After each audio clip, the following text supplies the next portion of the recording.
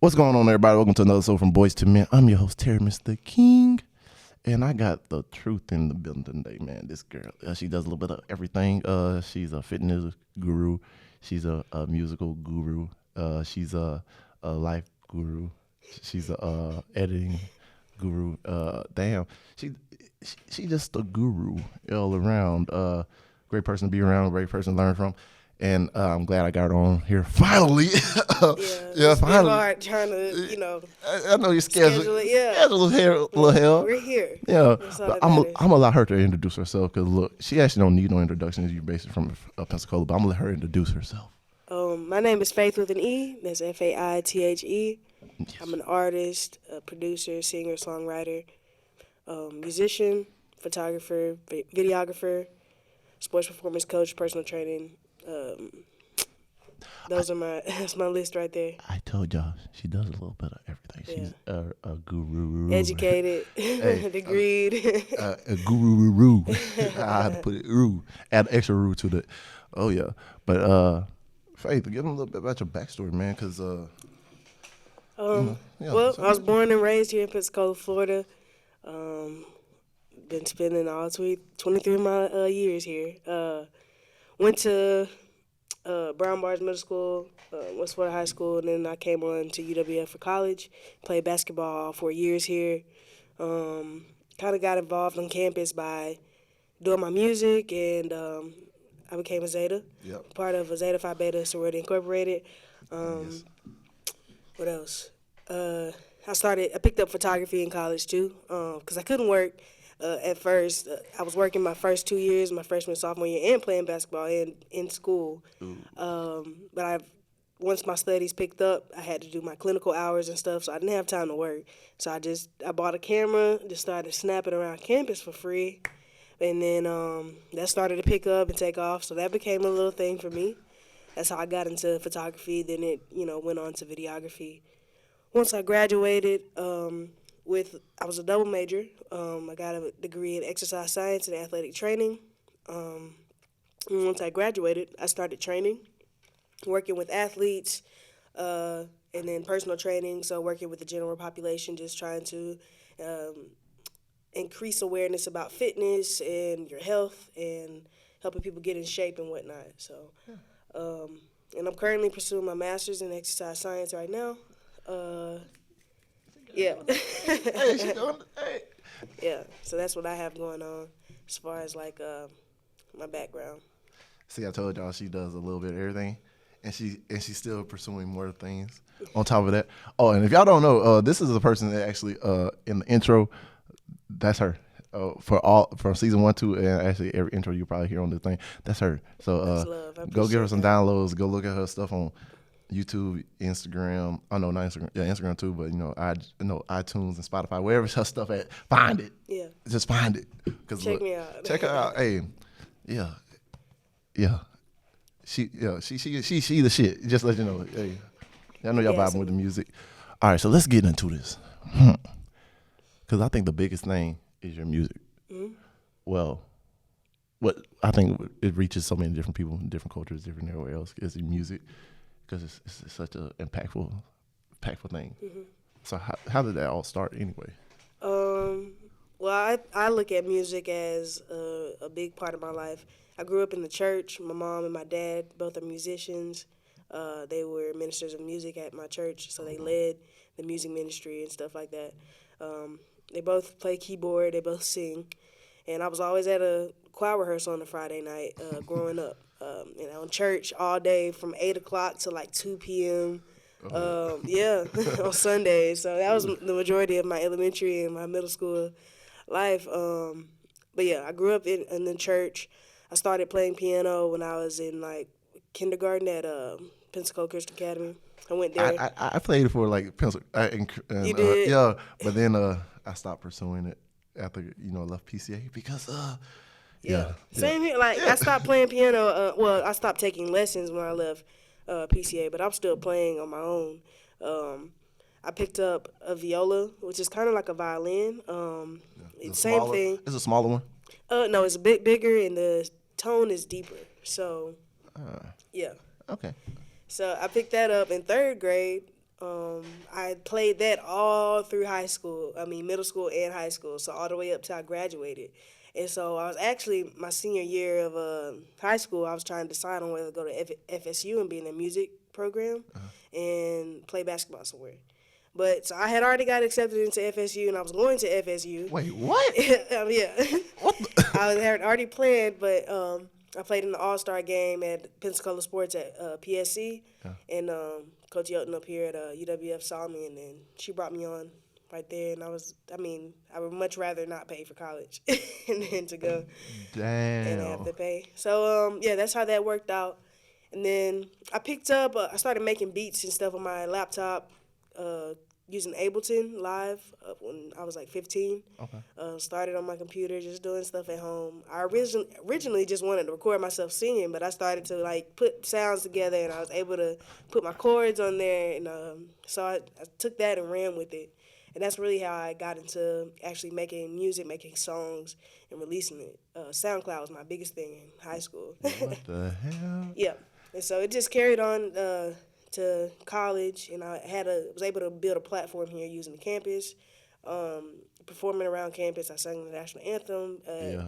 Basically, almost a lot of the events here. I was blessed enough to be able to sing at the volleyball D2 national championship. Oh, damn. Yeah, and that was on like ESPN and stuff, so that was pretty cool. And yeah, that's how it got started. Really, church. Long story church. Long story a lot of great start in church. Whitney know what Houston I mean? started in church, so you never know. Hey, this next Aretha, so many people. the gods of the music all started in church. Even Elvis Presley, I think. I'm not so? sure. I don't know. I ain't know white people back then go to church like that, but but anyway, but yo, all right, so that's how you got started. Yeah. And I know you did go to American Idol that one year. I did. I auditioned in 2019. I think it was, I want to say 2019. Okay.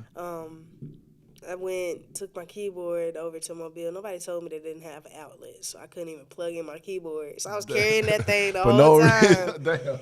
And then I got up there, and I didn't have anywhere to plug it in. I auditioned, and I literally remember, like, they do it, like, 7 at a time, come to a section, and y'all each sing a song. Y'all line up, and you sing a song. Yeah. I was the last one in that section.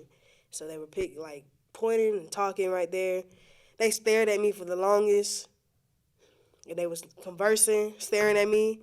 And then they wrote and they said, "You guys, I'm sorry, nobody has advanced," or something like that. And so that kind of like broke my heart. But right when I look back on it, it's not really a big deal. But then I was like, "Oh my God!" I'm like, no. It's my chance, you know. It's the moment that people be waiting for. Yeah, you feel me? Like, yeah, but yeah, it is what it is. That's their loss. Hey, true, because I think that year another person from Pensacola got on. Yes. Dwayne Crocker. Yeah, he went on He was on American Idol. Gospel too. Yeah, he was. I know Keela was on the gospel one. Keela Richardson. Yeah. But I think he went on the gospel one too, though. Yeah. Yeah. People don't know Pensacola actually got a lot of musical inclined people, but I got the greatest one on here right now with me. Yeah. Because but no, like I can imagine that was devastating. Yeah. At that time, this is because my expectations were high. Okay. But I just think there's a different path I need to take instead of that commercial, that industry type thing. I'm more focused on, building my brand individually, taking that independent route. Yeah. So.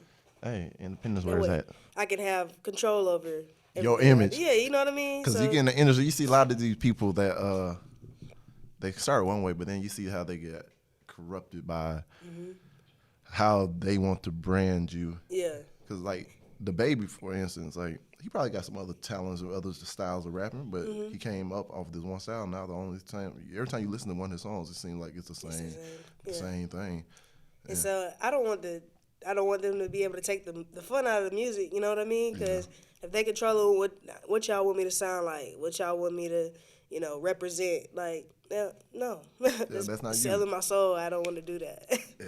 That's what they be talking about with selling the soul in the music industry. It's more so of a metaphor. Everybody think. Yeah. Everybody think people signing They life away. papers with They life away.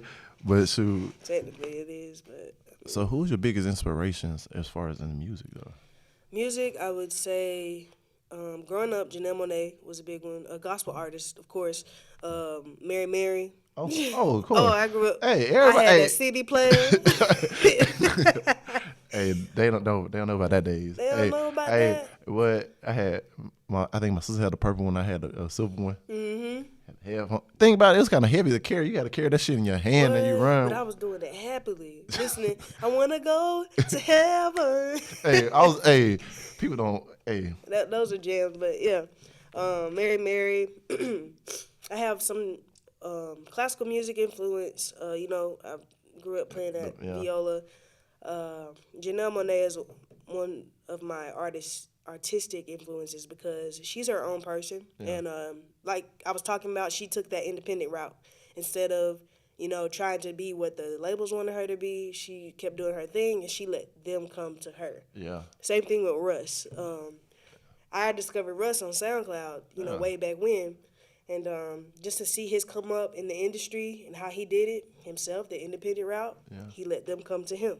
So, big Drake fan. The GOAT. No, for real. Like when Drake first came out, I promise you, I was the biggest fan of his. I used to walk around the hallways. Everybody used to get tired of me. I'm singing some Drake. I'm talking about Drake. No, but Drake. Kanye as far as producing, like his ear. He's a genius as far as music goes. Yes. All his old stuff, my brothers put me on that stuff. But those are some of the main ones right there, for sure. Cause I remember Drake when he first came out. I was in like high school, I think, or middle school. Mm-hmm. I know it was middle school for me. Okay, so if it middle school, that means it was like I think a freshman year of high school. Yeah. When Drake really came out, I was like, man, I knew him from, Degrassi and shit. When he got shot and got put in the wheelchair. And I was like, yeah. I said, well, he was rapping on there a little bit. I was like, oh, that's just scripted shit. Yeah. Nah, but he was really doing that. And then when he signed with Cash Money, I think, what was that? Ooh, baby. He was on that one. I love your Tootsie. Yeah, Bear Rock. Yeah. I was like, that's that nigga from Degrassi. Yeah. I was like, well, shoot, he made it. He legit. And like that's it. Yeah. That's somebody else who was doing his thing and just let him let it happen. Yeah. Because him and now Kanye, my friend, my best friend at the time, Nicholas Williams, he put me on to Kanye. He was like, he's still the biggest Kanye fan to this day. Mm-hmm. I'm like, okay, he's a Yeezus disciple. Yeah. He followed in the Yeezus way. Mm-hmm. But it was 808 Heartbreak. That album. Yes, that's one of my favorites. Yes. And what song was that? I can't remember the song, but I remember it was such a techno beat. Like it sounded like robotic. RoboCop, probably. Yes. Oh my God. I was like, okay, hold up now. Yeah. I know exactly what song you're talking about. Yeah. When I say that man was in his bag on that one, and honestly, and this is kind of off topic, but I think he paved the way for everybody who using that auto-tune, that R&B type hip-hop thing. Yes. He was like one of the first to do it. Yes. And then I think he brought it out and allowed T-Pain to really help. Like, he brought it out, but T-Pain pioneered the way for the auto-tune. That's true. Because, like, everything T-Pain did was auto-tune, and I was like, until I heard him sing the national anthem, I was like, oh, he can really sing in real life. That's the thing. He can really sing, but Kanye can't sing. Yeah. But he, how rappers using the auto-tune these days, he was one of the first to do that one. Exactly. Yep, he was. And then he brought out the glasses. Everybody back in the day had the glasses with the lines, the Yeezus, man. What was that from? Heartless? Yes. Yeah. No, that's the song. Heartless. Oh. Cause was that? Is that a song on Kanye's album? A woman so heartless. Yes, yeah, man. Oh my God, yeah. Could you be so heartless? Yeah. And when he graduated, then I was like, why you had to graduate, yay? But no, I understand. Like music is always you got to always keep growing and developing. Mm-hmm. So what you see, all right. I love your stuff. Like to be honest, like bro. I be listening to it, be jamming out, I drive, and then I'll be vibing. And sometimes before I come on here and get the mood right. For sure. But, all right, what do you see? What's your vision for your music? I know you said independent route, but everybody got a vision where they want to reach and, be. So what's your vision? Of course, I would like to be streaming on, like I'm streaming internationally now, but the numbers are not what I want. It's not necessarily about the numbers either. I just want to be able to reach a lot of people. You know what I mean? Yes. I feel like my music has a message. It's dear to me, and I take time to release it. I just want people to hear it because I feel like I can make some type of difference, or it can influence or help somebody some type of way. I just want to be on a bigger platform. I want to go on tour. Yeah. That's my first big goal that I'm working on. I want to be able to go on a tour. I eventually want to have my own label, later, in my career after I get started and make my mark in the industry. I eventually want to build some type of platform to help other artists, give them a way into it as well. Once I build my connects and all that stuff. Yeah, that's really the big thing. I want to have my own studio, gym, and photography studio all in one. I feel it. All right, so if you can do a collab with any artist of any time frame, any time period, dead or alive, who would it be and why? I'm gonna say Prince. You ain't even gotta say why. Because you said any time period. So if somebody was alive, I don't know who I would choose, but Prince for sure. Because genius and musician. Yeah. And I think it'll be easier to see where he coming from and just to be in the same space as him, see how his mind works. I just know we'll come up with something crazy. I know, see how he dissect everything. Because every artist dissects the things completely different. Yeah, for sure. It's just like barbershops. Shout out to my barber because he's kind of mad because I went to a different barber. No, you didn't. Well, no, he wasn't done. I cheated a little bit. Oh my God! But when I got to hurry up and get done to get some stuff. Shame on you. I know. Hey, no. And the thing about it, everybody in that barbershop had cut my hair sometime before. So I feel like I'm not really cheating. But if you're not there when I need to get my hair was cut. it an emergency? Yeah, you needed it? I had to get in right then and there so I can get out to go to my next appointment. Okay. So, but yeah, I cheat on my barbers a lot, all of them. Oh, because they all know, hey, there's a rotation. It's a rotation. It's a rotation. Oh my God! So when I get tired, when I can't come in when I need to come in, and you can't come cut me, I go to the next barber. Not you a player as far as the barbershops go. But they all cut me. They cut me clean. They know how to cut me. So as long as the cut is clean, I'm good. It don't even matter about all the other stuff. Exactly. This is about my haircut. I'm just trying to hurt and look good, so I can get on camera. The relationship don't matter. I love all of them. Yeah, I might have to start giving them all Christmas cards. I just let them know that you appreciate them. I appreciate y'all. They just need to know that. Yeah. You should probably do that. I might need to do that sooner than later. Because the next thing they're going to, I'm like. He gonna be like, all right, yeah, he really ain't going to come back no more. I think they really will do that for me. All right, so I know you're big into fitness. Did that come from basketball first or just in general, just like? Let's just say, I'm motivated. My first motivation to get in shape was I grew up and I was overweight. I was chubby. Wait, what? Yeah. When I was younger, chubby, man. You was a little fat baby? Fat. I had all types of nicknames. And you know what? Was Butterball one of them? Huh? Was Butterball one of them? No. I had Bone Crusher as one of them. God damn, you were that? I wasn't even that fat. You know what I mean? Oh, that's dramatic. They bullying over here. You feel me? Oh shoot. But that was only one person, but it still stick with me.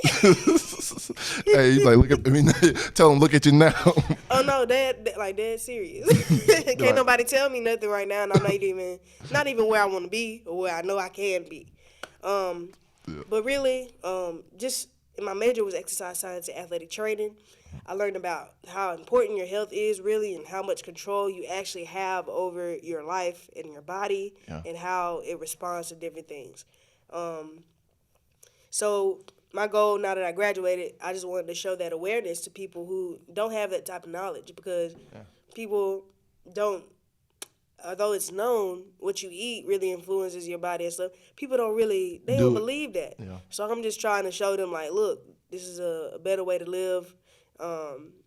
You know, this is your body. Take care of it, right? We Yes. take care of our cars, take care of our houses. But you don't take care of yourself, and this is the only one you got. Our hair will be looking nice, but our, you know, arteries are clogged. You know what I mean? Hey, my grandma, she's that person that I can eat what I want. I'm like, all right, you keep eating what you want. That's shortening the time. I put on a lot of these different cleanses I find and everything. I said, well, damn, so you gonna do this? I'm gonna do this. You're on this cleanse right now. Like the last one we did was like 2 months ago, and it was like a month-long cleanse that she had to do to unclog her arteries. Okay. And look, she was supposed to go into she had to go to the heart doctor because they said she probably had a clogged artery and everything. By the time they got in, they said, "Oh, nothing's clogged." I was like, "Ha, that shit working." So I was like, "Well," I said, "Now imagine you actually start working out and doing your shit." She was like, "You know what? I'm actually gonna get." She actually doing her little shit right now. I'm proud of her, but she ain't doing this. Especially in the black community, like we don't take our health seriously. We feel like you said, we can eat whatever, we can do whatever. We don't have to exercise. Yeah. We still looking kind of good or whatever. We're comfortable where we at, but you know, we can increase our lifespan if we just take care of and feed our body with nutritious stuff things. and work out. Yeah, so similar to you, I was able to help my mom with some stuff, help her, you know, get right, show her some exercises. She was dealing with carpal tunnel and stuff. Like I was able to, and she plays keys too. So as a musician, that's kind of, you know, your bread and butter. Literally. So just being able to apply what I've learned and still learning to help people. That's really my goal for fitness, and you know, trying to make sure myself is healthy. Yeah, because I believe because I feel it now. Like when I eat certain things, my whole body feels a certain type of way, and it actually plays a big part of like my mental health and stuff too. Because like when I eat healthy and everything else, I think a certain type of way. I don't feel sluggish. I be like, oh man, just fuck this shit. Let's just go home, go take a nap. It's like the foods you put into you release different toxins in your body, and it plays a big part in everything you do. And the biggest thing is like inflammation. Yeah. Eat some foods, it cause that inflammatory response, and then that throws off everything, making your body work harder than it needs to. That's why you be feeling sluggish, or you know. All that Stop eating Waffle House, people. Well, no, don't stop, but you know. Look, I ain't gonna lie, I got quiet on that one because that be one of the only restaurants open after 11 o'clock. Well, you got Whataburger and Waffle House. Well, choose wisely. Pick your poison. But or go your ass home. True. And cook you a meal. Get some out the fridge. That was a message for me. Yes. Hey, there you go. Because no, I'm just as guilty. Yeah. You know what I mean? Because you know, you go on your times, you doing your thing, you on your shit stuff.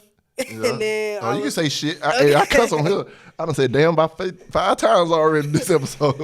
And then you just had those moments you fall off. But the key is you gonna fall off. You just gotta make sure you don't go too deep into the hole. Oh yeah. You just gotta get back on track. Of course. It happens when human. Yeah.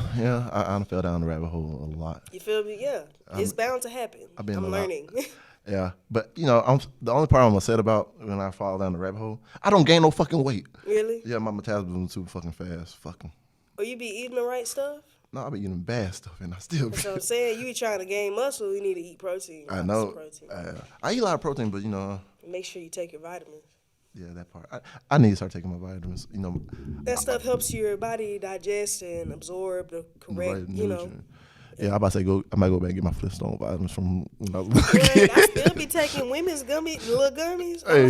Hey, that's the worst thing pills. Hey, that's the worst thing they could have did. Made this vitamins candy. Because my ass would be there eating that shit all day, but I found out it's really bad for you. So you know, I had don't a friend who used to do that. What? I'm like, hey, I'm taking my vitamins. Nat Nick, she used to come over. She used to always get her my vitamins, like that candy. It's so funny. This was like early when she first went to college. This is funny. At least she took her vitamins. Yeah, my vitamins. Or your vitamins. Hey, skin was looking good, I bet. Probably. Hey, that's how it goes. But all right, so you got a slogan. It's called, it's a slogan that other people use too, but you actually adapted to like literally everything you do. Literally everything. Everything you do. Oh yeah, this. Trust the process. Yes. You know, yeah, it's on her shirt. Yeah, y'all see. Okay, bet. It's everywhere. It's everywhere. So, where does that come from? so when I was playing basketball, had this coach, Coach Ivy. She's not coaching here anymore. She's a head coach somewhere else. But she was an assistant coach, and I wasn't getting much playing time. But she'll always tell me. She was so encouraging to me. Yeah. And I missed her so much after my freshman year. She was so encouraging to me. She would always tell me, trust the process. Yeah. I trust the process. And so when she left, I kind of did. But yeah, once Coach Ivy left, I didn't have that support from I did have the support from coaching staff, but not from my head coach. Yeah. Let's just say that. So I always felt I was very discouraged, very down all the time, doubting myself.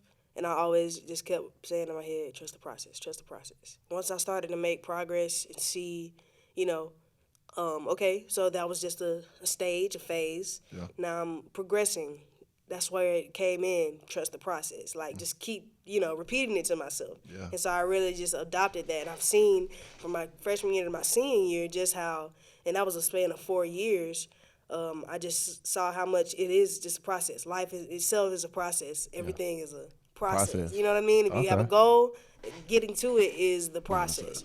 So I had to get comfortable with being in that position. I'm not playing. I'm not doing what I want to do exactly. But at the end of the day, if I keep working and putting in, what I need, putting in the work, it's going to happen. So I just need to trust the process, but just have faith, basically. Yeah. Dang. Yeah. See, I think, so who had it first? You or the 76ers? I think, when the Embiid them get the... I think they adopted that, almost either the same year. It was around the same time because everybody was getting big on Twitter, the athletics, and this was 2016 when I came to college. Yeah. So I don't know. I just remember seeing it on Twitter a few times too, and I was like, man, this is me. I'm just not as popular as y'all. Exactly. You stole my line. Right. No, I'll be swearing people be stealing my words back in high school, and then next thing you know, they end up on some rapper. And I was like, nah, I know it. The shiznit, that was my shit. I said that shit back in because I couldn't cuss properly. I can't cuss in front of people. So I came up with that shit in middle school. Next thing I heard that shit on MTV or some reality TV show. I was like, you motherfucker. Yeah. Give me my copyright. Same thing with music. I'll have a line and I have songs recorded. I listen to somebody else's song. It just came out too. I'd be like, oh, I did that first, but it's okay. You're more popular. I was like, I can understand. I just give me my credit. Give me my credit. Though. Nah. Yeah. But, I understand what you mean. But yeah, that's the biggest thing. Just how I progress over there and just dealing with life in general. Trust the process. So, what's the process you had to trust with the music? I'm still in this process because, everybody wants to be we have our big goals. Yeah. But we have the little things and the lessons that we have to learn as we get to that bigger goal so we can be ready for it. So, in this process now, I didn't make it to American Idol. Yeah. That's for a reason. Okay, yeah. I didn't need to go that route. Okay, I just got to believe that there's something better coming. If I, say, dang, that was my one shot and I'm stuck on that, I'm not going to be able to focus on what's coming next. So that's where it's just trust the process. If that didn't work out, must be because something else is coming, okay? Let's continue to trust the process. So even with this music stuff, sometimes I get very doubtful. But at the end of the day, I know I'm never going to stop. Yeah. And so something has to come out of that. So that's the way I look at it. Yeah. Yeah. All right. So what about with the fitness? Trust the process. Oh, because I didn't just wake up one day with my arms defined. Exactly, chiseled. Yeah, I didn't wake up one day like that. No, I had to, like you said, we have our times, we're on our stuff, on our shit, working out, eating good, and we fall in the rabbit hole. Yeah. Okay, so if I fall in the rabbit hole and I'm like, fuck it, well, I done already messed up. Ain't no need for me to try to do it again. No, just be like, okay, this is part of it. Yeah. I've learned this is why I did this. This is why, Yeah. So I got to get back on it. Start eating right. And that takes a while. I think I've been graduated for 2 years now, and I think I'm just now really getting into my goal as far as fitness goes. Yeah. So that whole thing is not an overnight process. You can't work out. You can't go to 2 or 3 workout sessions and expect yourself to snap back. Exactly. I mean, so exactly. Yeah. getting to what you want to do, that's everything is a process. Ooh, yeah. Because look, the only thing I keep from every time when I don't work out is just my arms. Mm-hmm. But as far as everything goes, I see the difference on myself before anybody else see it. They're like, oh, bro, you still big? I was like, nah, bro. Yeah, I'm not the same. I'm not the same. Yeah, because we can notice those minor differences. Of course. Yeah. I'm. But when everybody else can start to see it, ooh, you know you're doing something right. What? Hey, wait, it's springtime coming around the corner. Just wait, ladies. Summer 22. Hey. We out there. I'm just gonna snap. I'm just gonna snap and just Right. say it's gonna be popping like hot grease. For sure. All right. So let's see. All right. So what? Oh, there's also one question. All right. So when it came down to your basketball, because I kind of see this because I do the videos for the athletics now. I see the coach have that same problem still with trusting certain players. How did that affect y'all mentally as athletes? Because I have seen sometimes when she put in players and they up and up, it's like a burst of energy. It's like boom, boom, boom, boom, boom. But then take them out. And then when it came down to the games that I feel like they should have been playing more, I know it's a coaching decision, but For sure. you know, people always criticize on the sideline, but even I feel like players even criticize like, bro, why the fuck you ain't playing me? But yeah.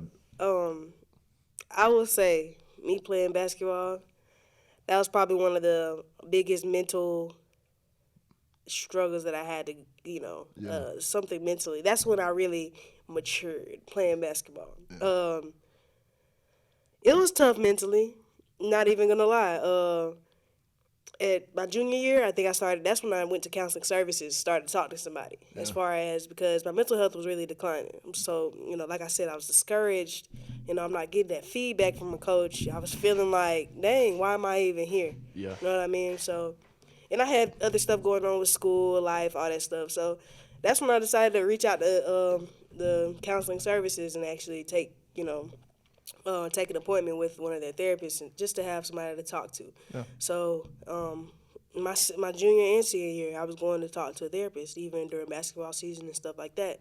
The good thing about that, they don't tell your coach, or because they can't tell anybody. It's confidential. Yeah. So that helped me, but as far as that, like mentally, that's when I had to learn, like, I can't depend on other people's opinions. Yeah.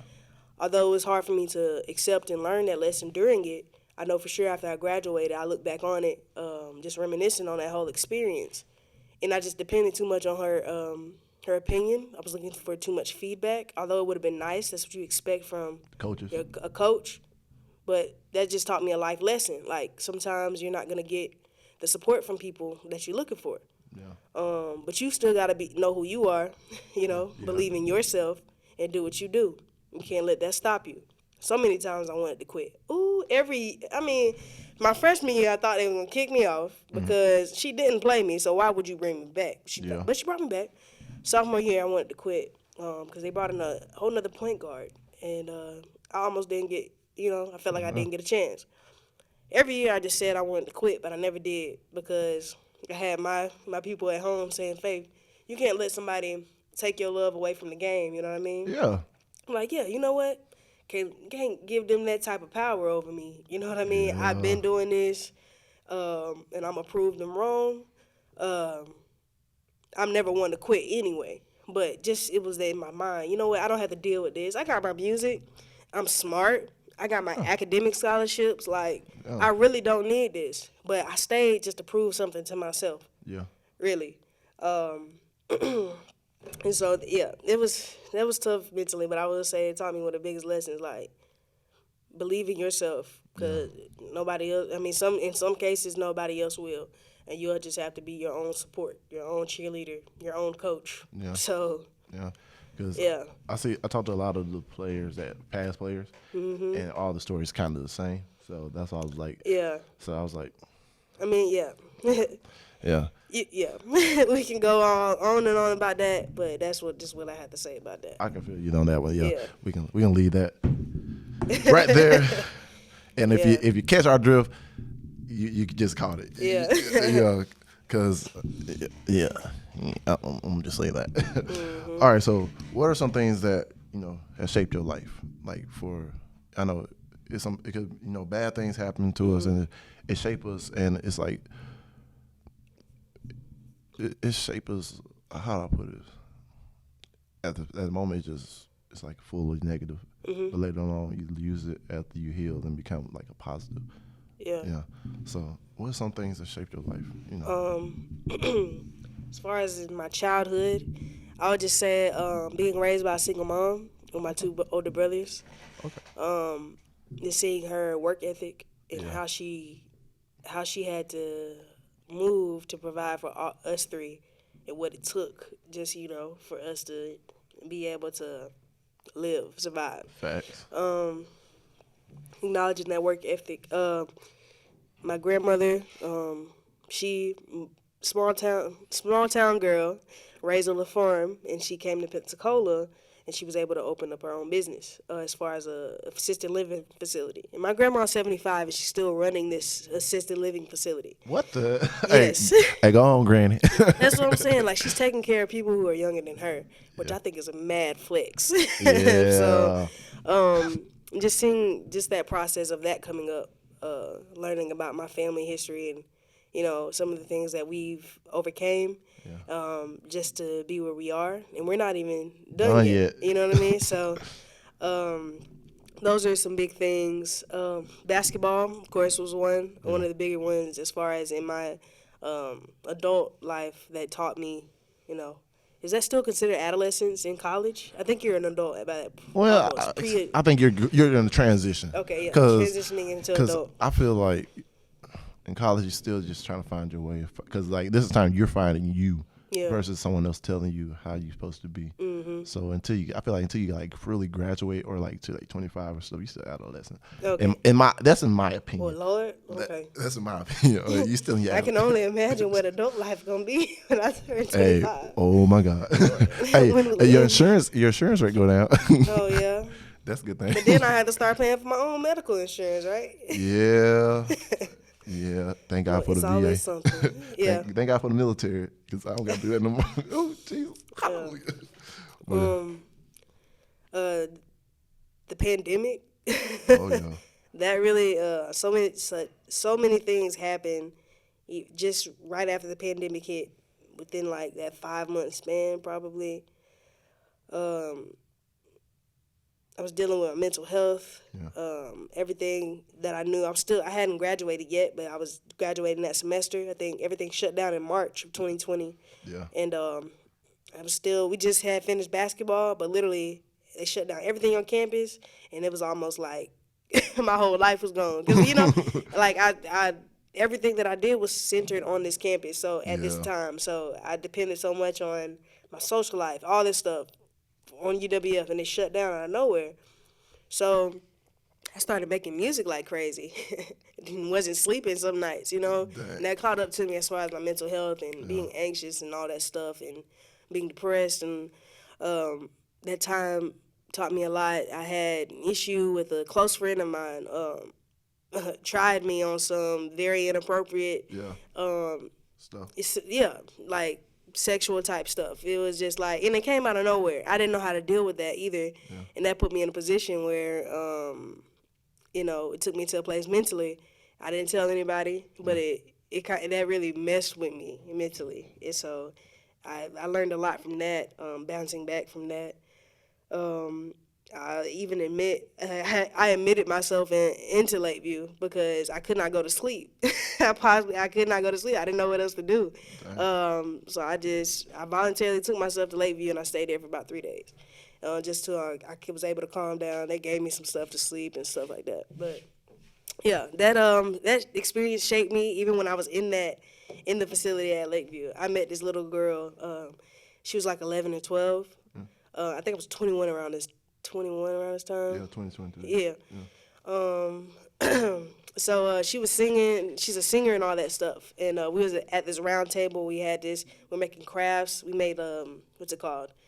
The it's like a bottle with the water and the glitter in it. You flip Oh it yeah, I upside remember. down. What's that called? I know what you're talking about. Yeah, yeah. That It we was, did at elementary school. yeah. So we made one of those. It was pretty cool though. And then we had a YouTube TV just like this. And they said turn on something on YouTube. So I was like, you know what? I haven't listened to my music in about 2 days, so let me turn it on. Yeah. And so I turned on some of my music, and then like I started chatting with some of the people at the table, and just telling them about myself and about my life. And this girl, like, you know, she always wanted to sing, and that's when she let me know, hey, I can sing too. And we started to sing and all this stuff, and it was almost like she was like real life mesmerized about what I could do. I told her, yeah, I made this song, da da da. And even after we got out of there, which is the biggest thing, she would always reach out to me on Instagram. She found me somehow on there. And we always talk, we chat. She's in a much better place now. I think she was going through like some foster stuff or something like that. Yeah. And she just didn't have like, I don't know, it was some stuff with her family or something. Yeah. And yeah, just seeing me make that impact right there, just that whole experience, just being able to talk with different people, different experiences, have different things going on. Yeah. That was an experience for me. That taught me a lot. That shaped my life, changed my whole perspective. Everything. On everything, basically. Yeah. So I know for sure I'm way more aware of mental health, way more compassionate of people and their situations, because you never know. People normal people. You never know what they're going through. Oh yeah, the ones, and it's the ones usually with the smile on their face that need the most help. The ones that they seem like, oh yeah, they got everything together. Yeah. Nah. Probably struggling, and so that just made me like, okay, so everybody's out here kind of going through it. Yeah. Some people have it worse, but you just got to be kind, you know, compassionate. So yeah, those are the biggest experiences that have shaped my life. Yeah. I know that part was a big growth experience. Oh yeah, for sure. Because man, nobody ever sees themselves in that type of position whatsoever. Mm-hmm. And I think same thing for like the male side too. They don't see themselves in these positions, and when it happens, it's just like, damn. Like the communication on both sides need to be held. Like communication is big. That I feel like communication is everything in life. And talking to the people and friends and everything about situations, because like, and you know what's so funny? You know how you said you had that little round table talk with the people out there?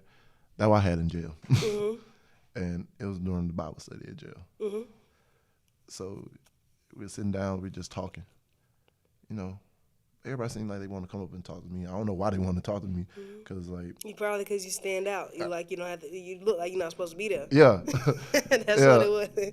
But I got the best words of encouragement, but also I learned so many other people's like stories and stuff, and it gave me like other perspective of things. Because like some of them been there for like a couple months, some of them been there for years, and some of them like got this calluses on their head, like they mind about how they perceive things now, how they do things now, like the respect and different things.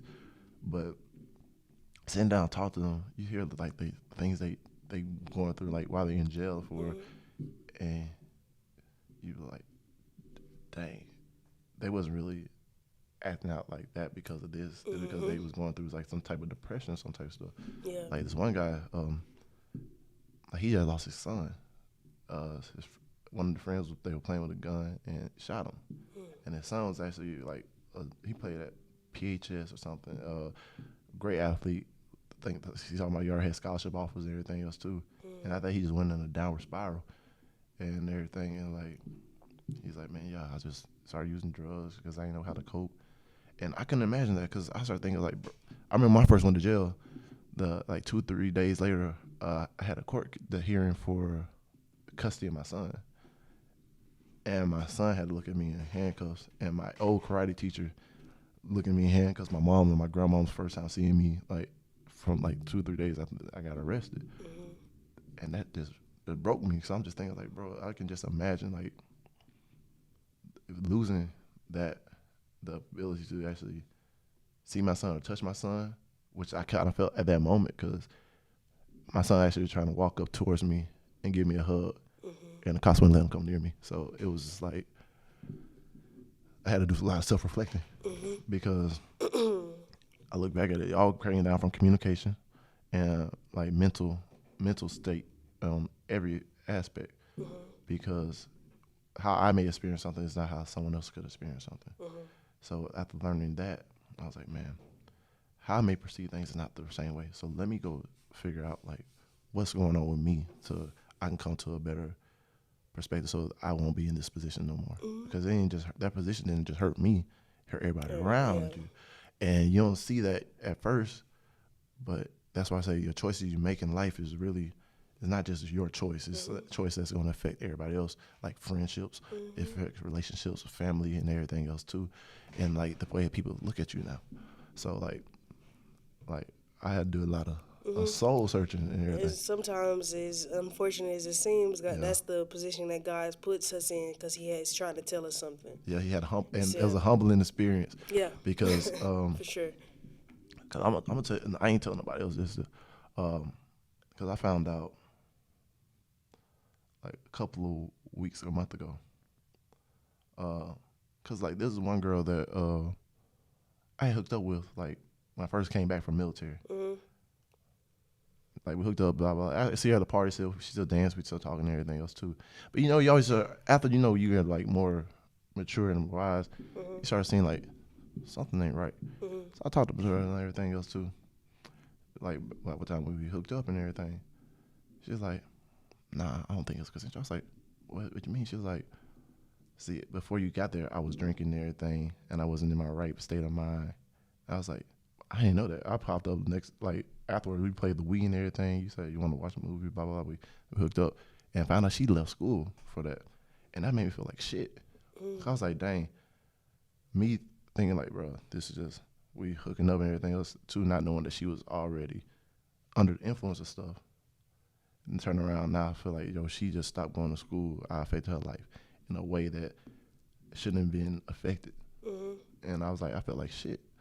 I had straight right there and apologized and like really, it was like the most. I felt like it was more for her than it was for me, but like I could feel like the weight coming from off of her, and it's just like she gave me. Needed to hear that. Yeah, because I always see her around, and then like she always had this attitude, but like it's not an attitude. You knew something was off, but Exactly. you just couldn't tell. Exactly, and I'll be thinking at that point, I was like, dang. I'm glad that she communicated that with you at least. Exactly, because I talked to my therapist after that, because I was like, man, I feel like shit. She's like, what you mean? It's like, because like I found out like I hooked up with this girl, then I know she's under influence. I came over, she invited me over, played the game, played the Wii, next thing you know we hooked up. To turn around and find out like she felt some type of way about when we hooked up and stuff. I was like, I know we ain't never hooked up again, but we still talked every time between, and I felt like shit. She said that just shows that you're not that type of person that would do stuff like that. Because the fact if you was like, no, it's just you, blah blah blah, you're just unacknowledging the other person's feelings. Because like, we go through life and we experience things different. I just tell us, she's like, I just not how I look at things now. Communication is such a big thing. Because I didn't know she was under influence. So I think like, dang, is that my fault? But at the same time, it's my fault for I was over there. And not actually communicating with her. I'm still figuring like, boom. So I feel like we need to learn more. That's something that I feel like need to be taught more, not just in like personal like schools and stuff. Like parents need to talk about that, communicating on both sides. And I feel like that's a big thing, and especially in college. Yeah. Seeing, everybody's they have their own freedom now. Yeah. You know what I mean? So they. And it's a lot of drunk hookups. Yeah. Yeah, and a lot of miscommunication, like you say. Yeah. So, because, some people can have their mindset on one thing. Somebody else can just, we just chilling. You know what I mean? Yeah. So, yeah. And then, like, the way, I feel like we all think the same way, but it's just, like, not communicated. And that's where, like you said, it need to be had, like, now, if you're both under influence and y'all hook up, I feel like they need to have more categories versus just like, oh, this is that, this is that. I was like, there could be some people hook up with people and like they ain't regret the next day, like, dang, I ain't want to hook up with that guy. I ain't want to hook up with that girl. Man, she took advantage. I I feel like they need to sit down and make more communications about situations like that, so we can all understand, like, because no one should have to go through this type of trauma on either side. For sure. Because, man, that shit sucks. Yeah. And it lives with you in your head because you're like, dang, I done it. But if you use it in the right way, it grows you as a person, which actually allows you to not just heal yourself, but affect the way other people look at things from now on and help them communicate what needs to be communicated with. For sure. I know in my situation specifically, it just taught me I need to reinforce my boundaries more assertively. You know what I mean? So that's just a small lesson I took from that, but something that can make a huge difference. You know what I mean? Maybe I wouldn't have been in that situation, or maybe I won't be in that situation again if I just more assertive. So, like you said, I know UWF, their counseling services, when they do their workshops, they always talk about how when somebody is under the influence or you guys have been drinking, that doesn't really count as consent. And so they tell you, they tell you not to, engage if possible. When you're under the influence, try not to engage and stuff like that. So I think that's, like you said, needs to be more awareness needs to be spread over something like that. But I think the counseling services up here does a good job. Trying to spread that awareness about all types of things that, drugs and alcohol and sexual assaults and mental health, all that stuff. Oh, yeah. So So get in contact with y'all, counselors, y'all, and mental health is really important. And have these conversations, because I think people are so scared to have these conversations because they're going to be like, dang, was I at guilt for this thing? But no, it's just for better knowledge, because now you know better. It's up to you not to do better. Because I think about it all the time, because I threw parties. So for it. So I'm just thinking about, think how many people hook up with people after they leave a party, or how many times people came over after the party and hooked up with either me or someone else who, it doesn't even have to be me, just saying in general. I'm like, dang. It's like so many situational, because they may regret it next day. I'm like, bro, if they was drinking at the party, they under the influence. So I feel like this whole culture what we got now is like a hookup culture after you leave the club and everything, and you're not in your right mind. Some people be like, yeah, I know what I wanted from. Now that's cool, yeah, whatever. But you gotta start paying attention and be aware of these different things now, because, man, mental health is important. And I feel like now in these different days and ages, we're coming to a point where now it's being more addressed. So, yeah. But for closing remarks, what do you want to leave these people with? I don't really have much to say, but thanks for having me, and continue to trust the process and everything that you do. Everything that, everybody who's watching, whatever you have going on, if you're working towards something and it's not going your way right now, just remember why you're doing it and trust the process.